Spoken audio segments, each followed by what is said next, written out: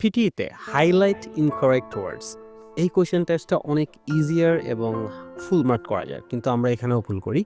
চলো একটা দুটি স্ট্র্যাটেজি শেখার চেষ্টা করব, এর মাধ্যমে যাতে এখন থেকে আর হাইলাইট ইনকারেক্ট ওয়ার্ডসে একটা ভুলও না হয়। হাইলাইট ইনকারেক্ট ওয়ার্ডস একটু বোঝার চেষ্টা করেন, এটা খুবই সিম্পল একটা কোয়েশ্চেন টাইপস। ব্যাপারটা হচ্ছে কি, আপনাকে একটা অডিও দিয়ে দিবে, আপনি হচ্ছে ওই অডিওটা শুনবেন, এই ওয়ার্ডগুলোই বলবে, অ্যাজ ইট ইজ বলবে। যে ওয়ার্ডটা ভুল বলবে সেটাকে আপনাকে মার্ক করতে হবে, ক্লিক করতে হবে। কি করতে হবে? মাউসের মতো ক্লিক করতে হবে। আচ্ছা, এখন কথা হচ্ছে যে ওয়ার্ডটা ভুল বলে একটু শুনেন, খেয়াল করেন। Now, a professor is also a member of a profession, presumably one that regards its discipline as a vocation in the full sense of the word.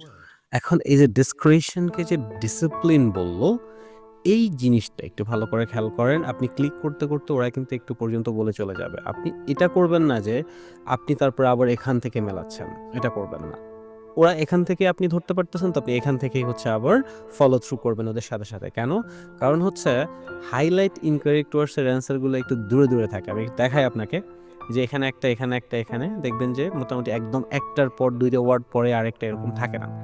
So যেমন আপনি যখন এখানে বেসিকটা যখন আপনি মার্ক করবেন, তখন কিন্তু ওরা হয়তো মাচ মডার্ন পর্যন্ত চলে আসবে। আপনি এরপর থেকে হচ্ছে ওদের সাথে ফলো থ্রু করেন। অলরাইট? এটা একটা স্ট্র্যাটেজি। আরো ২-১ টা আছে যেটা হলে আরো ক্লিয়ার হয়ে যাবে হয়তো। So try that out.